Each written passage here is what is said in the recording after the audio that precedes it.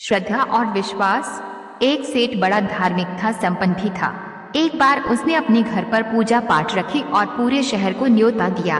पूजा पाठ के लिए बनारस से एक विद्वान शास्त्री जी को बुलाया गया और खान पान की व्यवस्था के लिए शुद्ध घी के भोजन की व्यवस्था की गई, जिसको बनाने के लिए एक महिला जो पास के गांव में रहती थी उसको सुपुर्द कर दिया गया।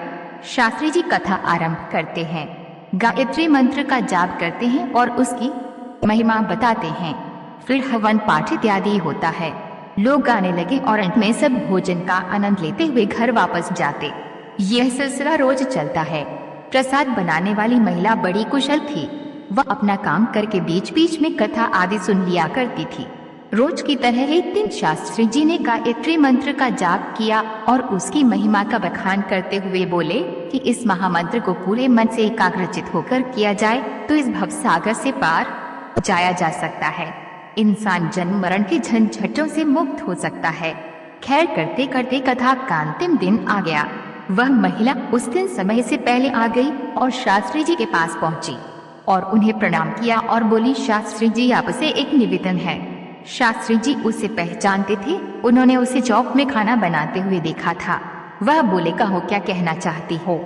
वह थोड़ा सा हिचकिचाते हुए बोली, शास्त्री जी मैं एक गरीब महिला हूँ और पड़ोस के गांव में रहती हूँ। मेरी इच्छा है कि आज का भोजन आप मेरी झोपड़ी में करें। सेठ जी भी वही थे। वही थोड़ा क्रोधित हुए, लेकिन शास्त्री जी ने उन्हें बीच में रोकते हुए उनका निमंत्रण स्वीकार कर लिया और बोले, आप तो अन्नपूर्णा है। आपने इतने दिनों तक स्वादिष्ट भोजन करवाया, मैं आपके साथ कथा के बाद चलूंगा। महिला प्रसन्न हुई और काम में व्यस्त हो गई। कथा खत्म हुई और वे शास्त्री जी के सामने पहुंच गई। वादे के अनुसार वे ही चल पड़े। गांव की सीमा पर पहुंचे तो देखा सामने नदी है। शास्त्री जी किनारे पर रुक गए। बारिश का मौसम होने के कारण नदी तूफान पर थी। कहीं कोई नाव भी नहीं दिख रही थी। शास्त्री जी को रुकता देख महिला ने अपने वस्त्र को ठीक से अपने शरीर पर लपेट लिया। इससे पहले कि शास्त्री जी कुछ समझते, उसने शास्त्री जी का हाथ थाम कर नदी में छलांग लगा दी और जोर जोर से ओम भूर्भुवः बोलने लगी और एक हाथ से तैरते हुए कुछ ही क्षणों में नदी की तेज धारा को पार कर दूसरे किनारे पहुंच गई। शास्त्री जी पूरा भीग गए और क्रोध में बोले, मूर्ख औरत, ये क्या पागलपन था। अगर डूब जाते तो महिला बड़े आत्मविश्वास से बोली, शास्त्री जी डूब कैसे जाते। आपका बताया मंत्र जो साथ था। मैं तो पिछले 10 दिनों से इसी तरह नदी पार करके आती और जाती हूँ। शास्त्री जी बोले, क्या मतलब।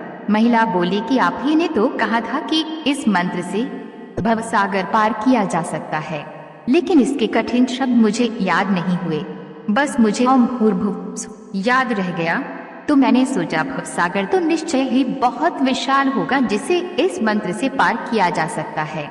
तो क्या आधा मंत्र से छोटी सी नदी पार नहीं होगी।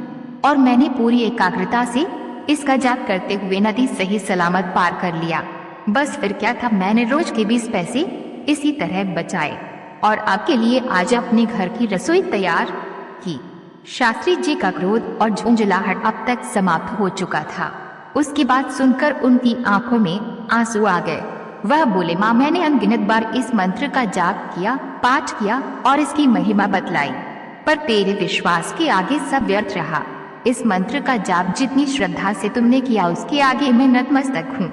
तुम धन्य हो, कहकर उन्होंने उस महिला के चरण स्पर्श किए। उस महिला को कुछ समझ नहीं आ रहा था।